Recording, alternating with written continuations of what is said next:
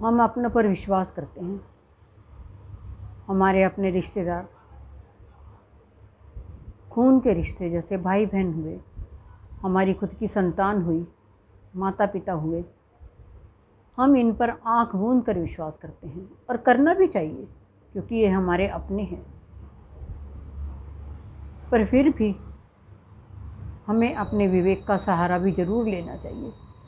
हमें प्रभु ने इसीलिए बुद्धि दी है, विवेक दी है कि हर बात को पहले परख लो, फिर उस पर प्रतिक्रिया दो। हम कभी कभी विश्वास कर लेते हैं जब, तो हमें प्रायश्चित करने का भी मौका नहीं मिलता। हम ग्लानि और दुख में डूब जाते हैं।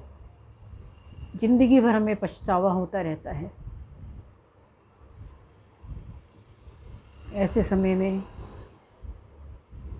तब हमें लगता है कि काश हमने ये कदम उठाने से पहले अपने विवेक का सहारा लिया होता, हमने सोचा होता, तो आज हमारे साथ ये नहीं होता।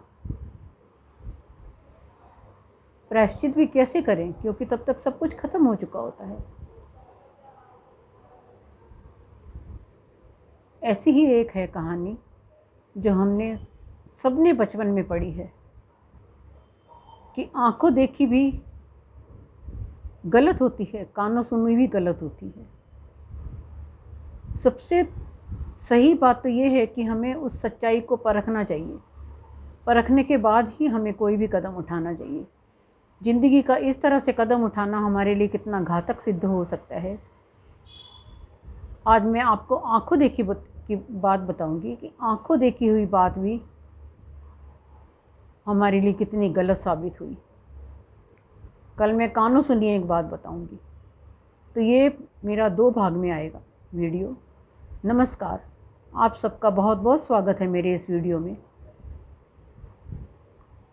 आप खुश होंगे, अपने अपने परिवारों के साथ खुश और प्रसन्न होंगे। ये कहानी है एक नेवले की और एक सियार की। एक दंपति थे, उनकी कोई संतान नहीं थी। निसंतान दंपति हमेशा संतान की लालसा में व्याकुल रहा करते थे। उस स्त्री ने अपने घर के सामने छोटी सी बगिया बना रखी थी। उसमें तरह तरह के रंग बिरंगे फूल थे और उस बगिया में एक कुआं भी था। वो स्त्री नित्य प्रति उठती, कुएं से पानी भरती, अपनी बगिया को सींचती, फिर घर में आके भोजन बनाती। सुंदर सुंदर पक्षी उस बगिया में चहचहाते रहते। एक दिन सुबह उठकर जब वह कुएं पर पानी भरने के लिए गई, गागरी, पित्तल की गागरी लेकर, तब उसने देखा कि एक नेवला भी उसकी बगिया में रहने आ गया है। नेवला बड़ा ही प्यारा जीव होता है। हम अगर बोलेंगे तो वो झट से प्रतिक्रिया भी करता है। तो वो नेवले को देख के बहुत खुश हो गई और नेवले को पुचकारने लगी। नेवला भी अपनी गर्दन उठाकर उसे देखता और फिर झट से चुप जाता। फिर वो उसे बुलाती, फिर उठा के गर्दन देखता और फिर छुप जाता। इस तरह से ये नित्य प्रतिदिन होने लगा और नेवला भी तब तक उस स्त्री को पहचान गया और वो स्त्री भी उसको बहुत ही प्यार करने लगी। धीरे धीरे नेवले को वो खाना खिलाने लगी, अपने हाथों से दाना चुगाने लगी। वो नेवला भी उसके पास आने लगा। धीरे धीरे दोनों में बहुत ही दोस्ती हो गई। नेवले ने बहुत विश्वास उसके ऊपर करता था। धीरे धीरे वो उसके घर में भी आने लगा और वो स्त्री उसे पुत्रवत प्रेम करने लगी। उसको ही अपना पुत्र मानकर वो उसके ऊपर अपनी ममता लुटाने लगी। इसे भाग्य कहें या उस नेवले का आशीर्वाद जिसने उस स्त्री के मन में ममता जगाई, प्रभु ने उसे एक संतान दी। संतान पाकर वो स्त्री बहुत ही खुश हो गई और उसने नेवले को बहुत ही शुभ कारक मान लिया कि नेवले के आने से मेरे घर में संतान पैदा हुई है।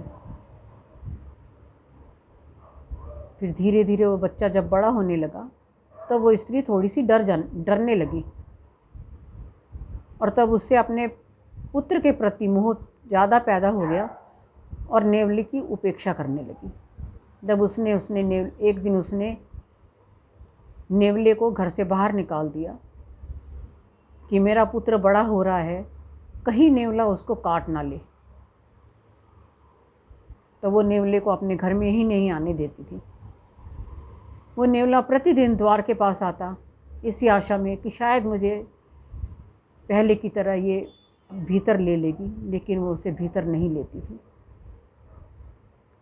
तब भी नेवला इसी आशा में रोज़ आता, रोज़ दरवाजे के पास बैठा रहता, लेकिन वो स्त्री उसे अंदर नहीं लेती थी।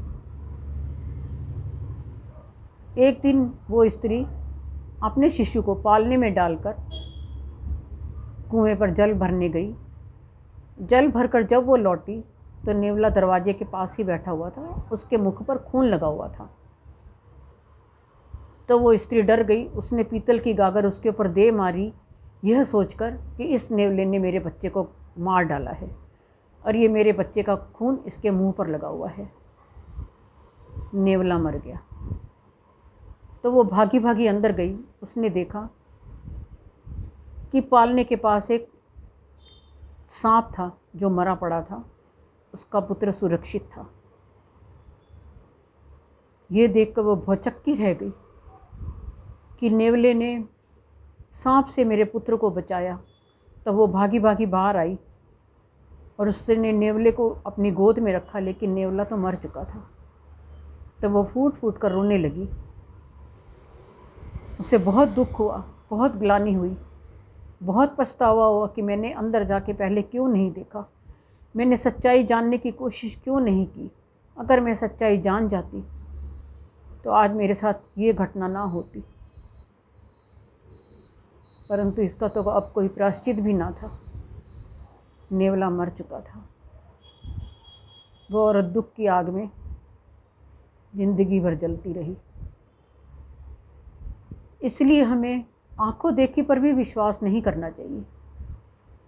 हमें सच्चाई की परख अवश्य करनी चाहिए। सच्चाई को परखने के बाद ही हमें आगे का कदम उठाना चाहिए। तो देखिए, आंखों देखी भी कितनी गलत सिद्ध हुई।